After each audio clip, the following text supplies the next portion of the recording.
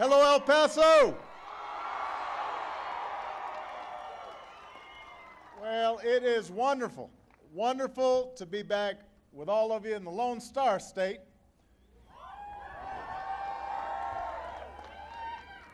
Everything's bigger in Texas. I love you back. Even the welcomes are bigger. So, in appreciation, I wanted to give a big policy speech outside on a really hot day. Those of you who are still wearing your jackets, feel free to take them off. I hope everybody's wearing sunscreen. Now, you say you live here, you don't need it, huh? Well, it is a great honor to be here, and I want to express my appreciation to all of you for taking the time to come out today. Thank you. I appreciate it. Thank you. You know, about a week ago, I delivered a commencement address at Miami-Dade Community College, which is one of the most diverse schools in the nation. The graduates were proud that their class could claim heritage from 181 countries around the world. 181 countries. Many of the students were immigrants themselves, coming to America with little more than the dream of their parents and the clothes on their back. A handful had discovered, only in adolescence or adulthood, that they were undocumented. But they worked hard, and they gave it their all. And so they earned those diplomas. And at the ceremony, 181 flags, one for every nation was represented, was marched across the stage. And each one was applauded by the graduates and the relatives with ties to those countries. So when the Haitian flag went by, all the Haitian kids, Haitian American kids, shouted out. And when the Guatemalan flag went by, all the kids of Guatemalan heritage shouted out. And when the Ukrainian flag went by, I think one kid shouted out. This was down in Miami. If it had been in Chicago, there would have been more. But then the last flag, the American flag, came into view. And everyone in the room erupted in applause. Everybody cheered.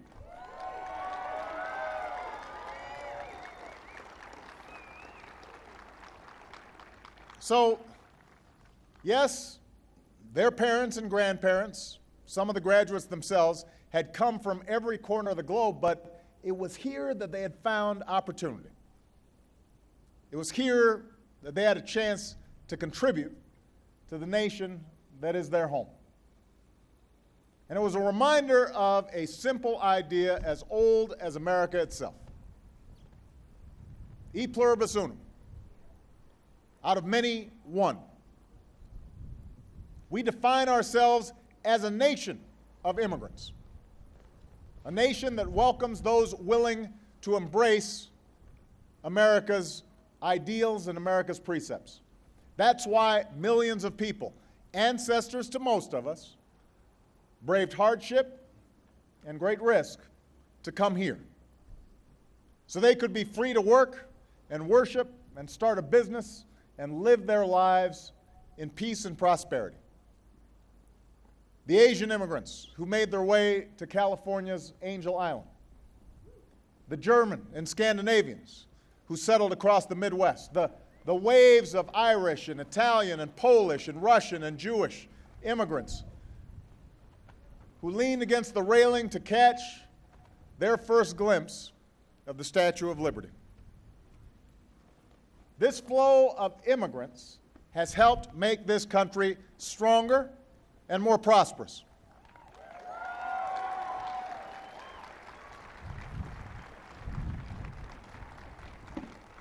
We can point to the genius of Einstein, the designs of IMP, the stories of Isaac Asimov, the entire industries that were forged by Andrew Carnegie. And then when I think about immigration, I think about the naturalization ceremonies that we've held at the White House for members of our military.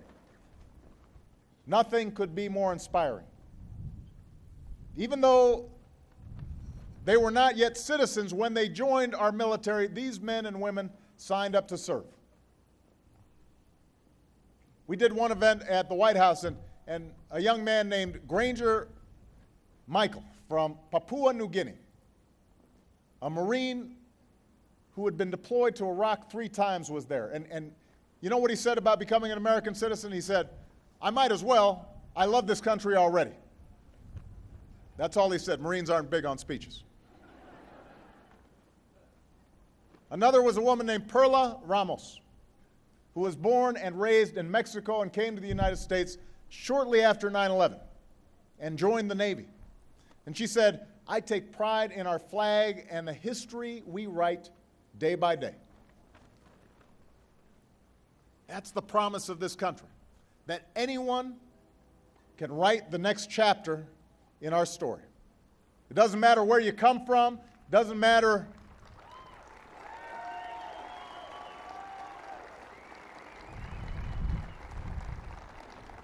where you come from, it doesn't matter what you look like, it doesn't matter what faith you worship. What matters is that you believe in the ideals on which we were founded, that you believe that all of us are created equal, endowed by our Creator with certain inalienable rights, that all of us deserve our freedoms and our pursuit of happiness. In embracing America, you can become American. That is what makes this country great. That enriches all of us. And yet, at the same time, we're here at the border today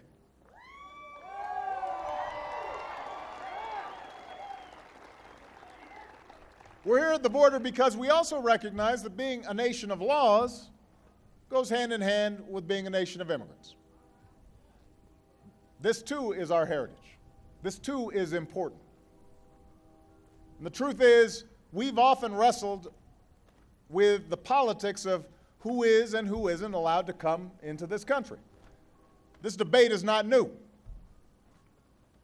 At times, there's been fear and resentment directed towards newcomers, especially in hard economic times.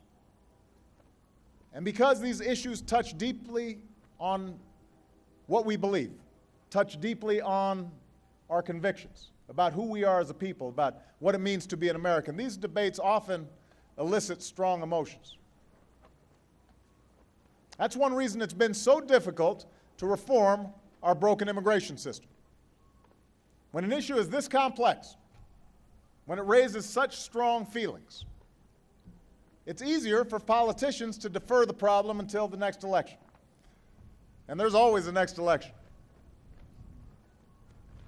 So we've seen a lot of blame and a lot of politics and a lot of ugly rhetoric around immigration. And we've seen good faith efforts from leaders of both parties. By the way, I just noticed, those of you who have chairs, if you want to sit down, feel free. There's no rule about having to stand when I'm... Yeah. So...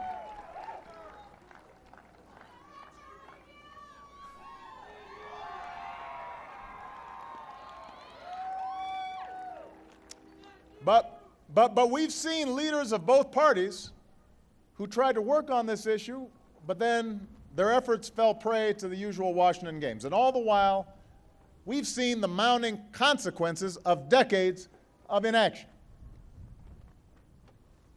Today, there are an estimated 11 million undocumented immigrants here in the United States. Some cross the border illegally. Others avoid immigration laws by overstaying their visas.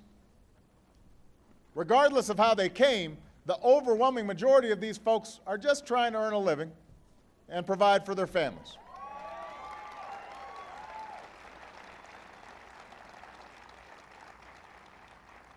But we have to acknowledge they've broken the rules.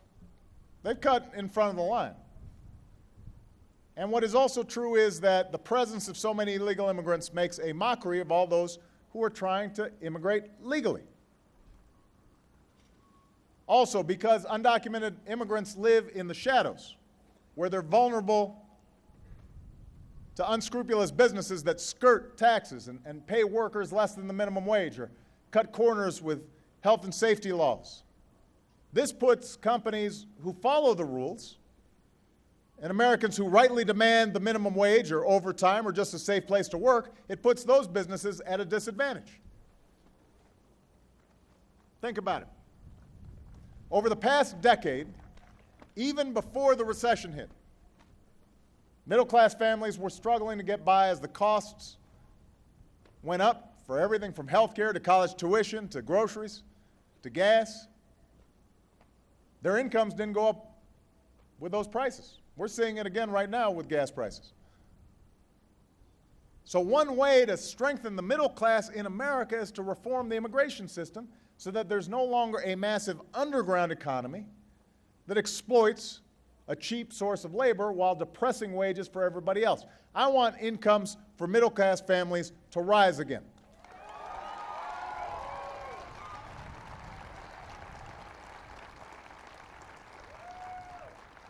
I want prosperity in this country to be widely shared. I want everybody to be able to reach that American dream, and that's why immigration reform is an economic imperative. It's an economic imperative. And reform will also help to make America more competitive in the global economy. You know, today we provide students from around the world with visas to get engineering and computer science degrees at our top universities. But then our laws discourage them from using those skills to start a business or a new industry here in the United States. Instead of training entrepreneurs to stay here, we train them to create jobs for our competition. That makes no sense. In a global marketplace, we need all the talent we can attract, all the talent we can get to stay here, to start businesses, not just to benefit those individuals, but because their contribution will benefit all Americans. Look at Intel, look at Google, look at Yahoo, look at eBay. All those great American companies, all the jobs they've created, everything that has helped us take leadership in the high-tech industry, every one of those was founded by, guess who? An immigrant.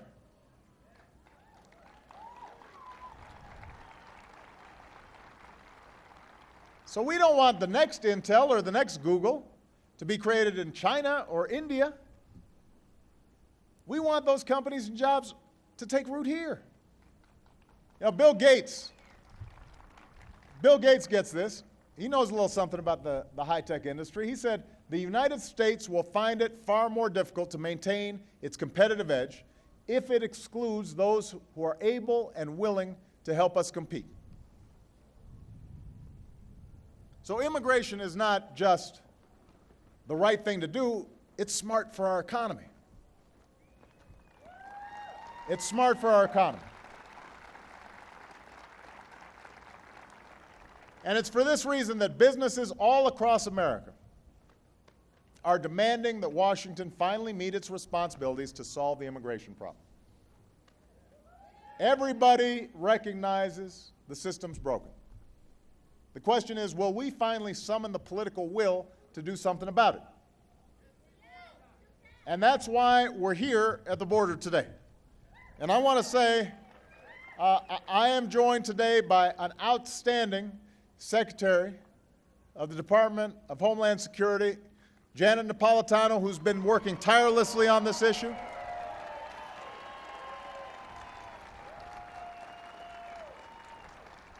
Our Commissioner, who's working diligently on border issues, Alan Breslin, is here, and we appreciate him. Burson.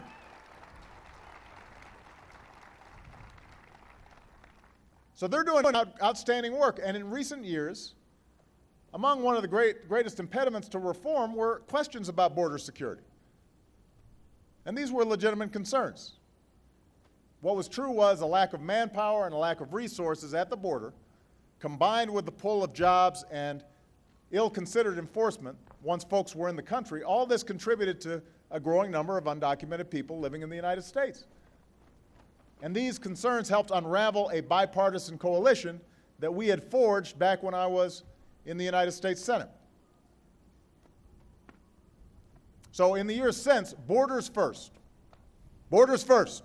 That's become the common refrain, even among those who were previously supportive of comprehensive immigration reform. But over the last 2 years, thanks to the outstanding work of Janet and Alan and everybody who's down here working at the border, we've answered those concerns.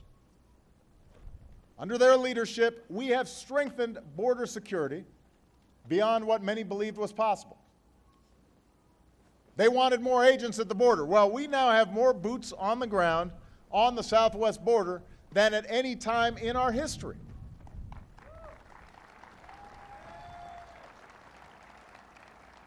The Border Patrol has 20,000 agents. The Border Patrol has 20,000 agents, more than twice as many as there were in 2004. There's a buildup that began under President Bush and that we've continued. And I had a chance to meet some of these outstanding agents and actually saw some of them on horseback who looked pretty tough. So we put the agents here. Then they wanted a fence. Well, the fence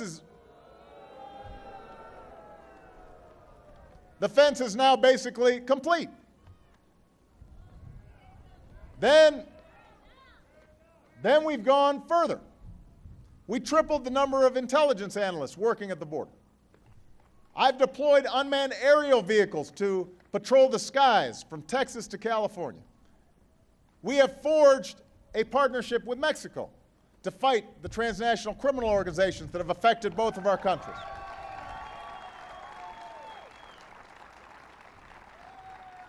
And for the first time, we're screening 100% of southbound rail shipments to seize guns and money going south, even as we go after drugs that are coming north. So here's the point. I want everybody to listen carefully to this. We have gone above and beyond what was requested by the very Republicans who said they supported broader reform as long as we got serious about enforcement. All the stuff they asked for, we've done. But even though we've answered these concerns, I've got to say I suspect there's still going to be some who are trying to move the goalposts on us one more time. You know, they said we needed to triple the Border Patrol. Or now they're going to say we need to quadruple the Border Patrol. Or they'll want a higher fence. Maybe they'll need a moat. Maybe they want alligators in the moat. They'll never be satisfied. And I understand that's politics. But the truth is, the measures we've put in place are getting results.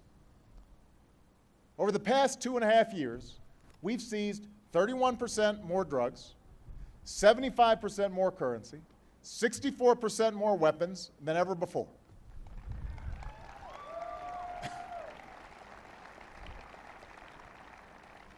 And even as we have stepped up patrols, apprehensions along the border have been cut by nearly 40% from 2 years ago. That means far fewer people are attempting to cross the border illegally. And also, despite a lot of breathless reports that have tagged places like El Paso as dangerous, violent crime in southwest border counties has dropped by a third. El Paso and other cities and towns along this border are consistently among the safest in the nation.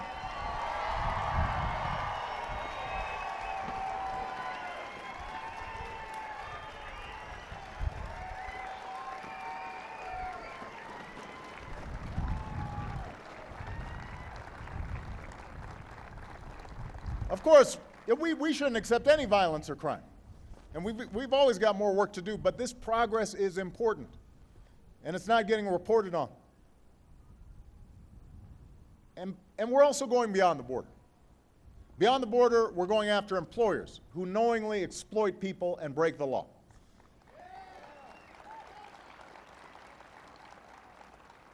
And we are deporting those who are here illegally, and that's a tough issue.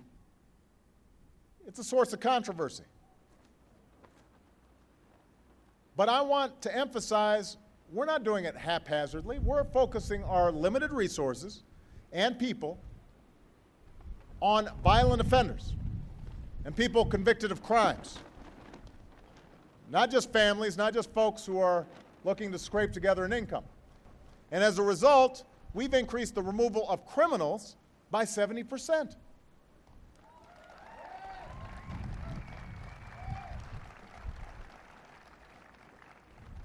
That's not to ignore the real human toll of a broken immigration system. Even as we recognize that enforcing the law is necessary, we don't relish the pain that it causes the lives of people who are just trying to get by and get caught up in the system. And as long as the current laws are on the books, it's not just hardened felons who are subject to removal, but sometimes families who are just trying to earn a living, or bright, eager students, or decent people with the best of intentions. And sometimes when I talk to immigration advocates, they wish I could just bypass Congress and change the law myself. But that's not how democracy works. What we really need to do is to keep up the fight to pass genuine, comprehensive reform. That is the ultimate solution to this problem. That's what I'm committed to doing.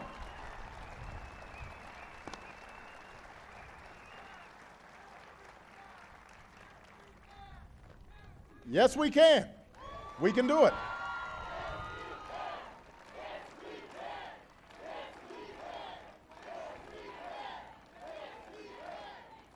The most significant step we can now take to secure the borders is to fix the system as a whole, so that fewer people have the incentive to enter illegally in search of work in the first place.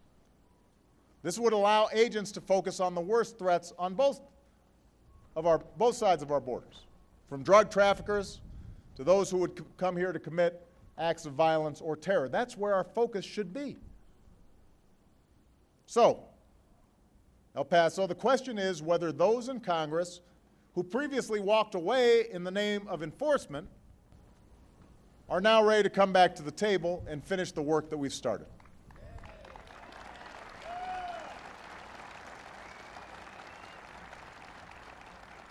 We've got to put the politics aside. And if we do, I'm confident we can find common ground.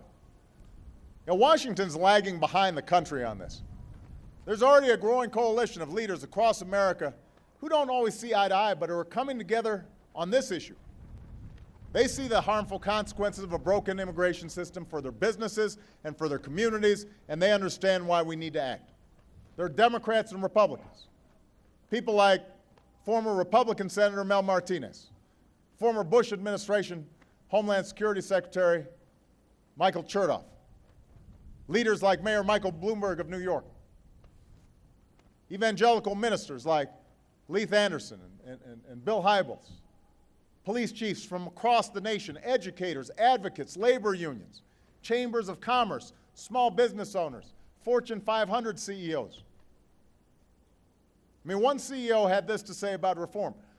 American ingenuity is a product of the openness and diversity of this society. Immigrants have made America great as the world leader in business, in science, higher education, and innovation. You know who that leader was? Rupert Murdoch, who owns Fox News and is an immigrant himself. I don't know if you're familiar with Rupert Murdoch's views, but let's just say he doesn't have an Obama sticker on his car. But he agrees with me on this. So there's a consensus around fixing what's broken. And now we need Congress to catch up. Now we need to come together around reform that reflects our values as a nation of laws and a nation of immigrants. reform that demands that everybody take responsibility. So what would comprehensive reform look like? First, we know the government has a threshold responsibility to secure our borders and enforce the law, and that's what Janet and all her folks are doing. That's what they're doing. Second, businesses have to be held accountable if they exploit undocumented workers. Third, those who are here illegally, they have a responsibility as well. So they broke the law, and that means they've got to pay their taxes, they've got to pay a fine, they've got to learn English, and they've got to undergo background checks and a lengthy process before they get in line for legalization. That's not too much to ask.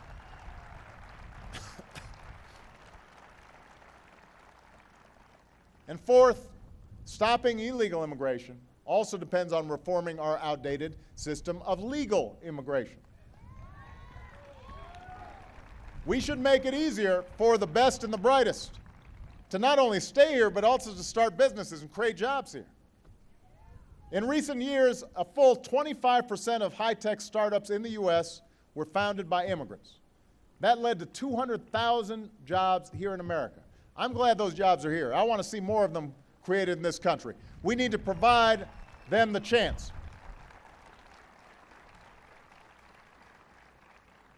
We need to provide our farms a legal way to hire workers that they rely on, and a path for those workers to earn legal status.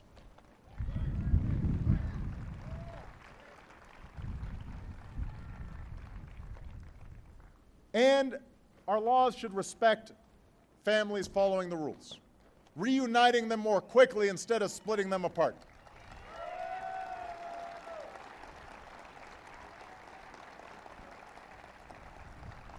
Today, the immigration system not only tolerates those who break the rules, but it punishes folks who follow the rules. While applicants wait for approvals, for example, they're often forbidden from visiting the United States. Even husbands and wives may have to spend years apart. Parents can't see their children. I don't believe the United States of America should be in the business of separating families. That's not right. That's not who we are. We can do better than that.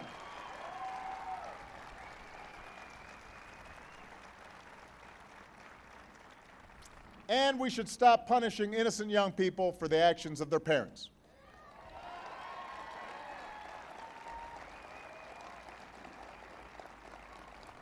We should stop denying them the chance to earn an education or serve in the military. And that's why we need to pass the DREAM Act.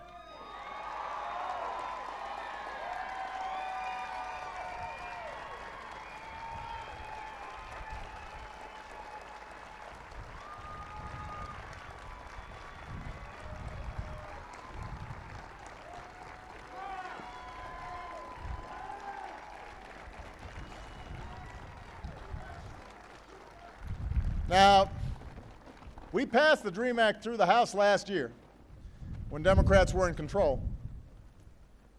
But even though it received a majority of votes in the Senate, it was blocked when several Republicans who had previously supported the DREAM Act voted no. That was a tremendous disappointment to get so close and then see politics get in the way. And as I gave that commencement at Miami-Dade, it broke my heart knowing that a number of those promising, bright students, young people who worked so hard and who speak about what's best in America, are at risk of facing the agony of deportation. These are kids who grew up in this country. They love this country. They know no other place to call home. The idea that we'd punish them is cruel. It makes no sense. We're a better nation than that. So we're going to keep fighting for the DREAM Act. We're going to keep up the fight for reform.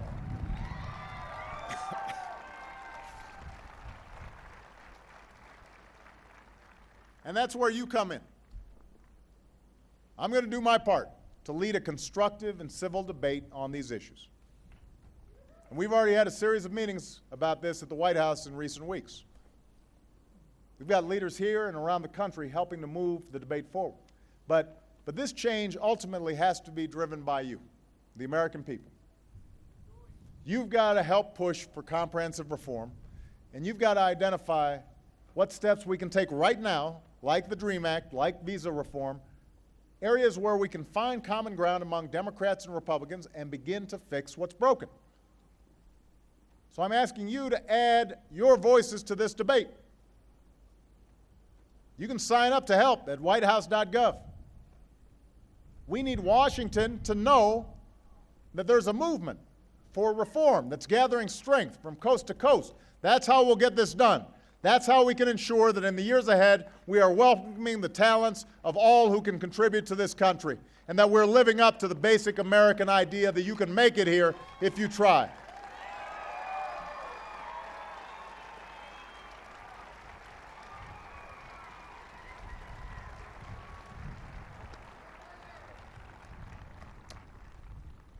That's the idea that gave hope to Jose Hernandez. Is Jose here? Where's Jose's right over there. I want you to hear, I want you to think about this story. Jose's parents were migrant farm workers. And so growing up, he was too. He was born in California, though he could have just as easily been born on the other side of the border if it had been a different time of year, because his family moved around with the seasons. So 2 of his siblings were actually born in Mexico. So they traveled a lot. And Jose joined his parents picking cucumbers and strawberries. And he missed part of school when they returned to Mexico each winter. Jose didn't learn English until he was 12 years old. But you know what? Jose was good at math. And he liked math. And the nice thing is that math was the same in every school. And it's the same in Spanish as it is in English. So Jose studied. And he studied hard. And one day he's standing in the fields collecting sugar beets.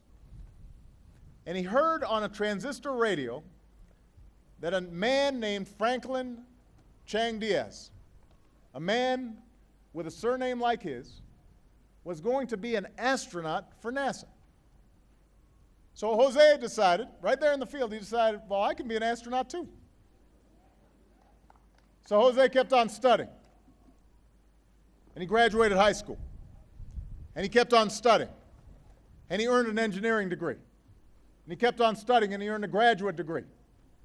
And he kept on working hard, and he ended up at a national laboratory, helping to develop a new kind of digital medical imaging system.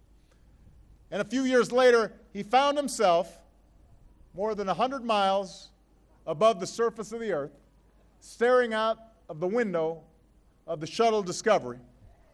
And he was remembering the boy in the California fields with that crazy dream that in America, everything's possible.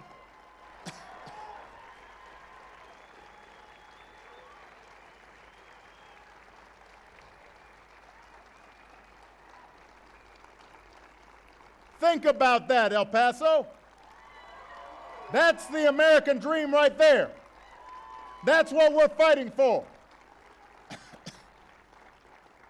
We are fighting for every boy and every girl like Jose with a dream and potential that's just waiting to be tapped. We are fighting to unlock that promise. And all that holds not just for their futures, but for America's future. That's why we're going to get this done. And that's why I'm going to need your help. Thank you. God bless you. And may God bless the United States of America.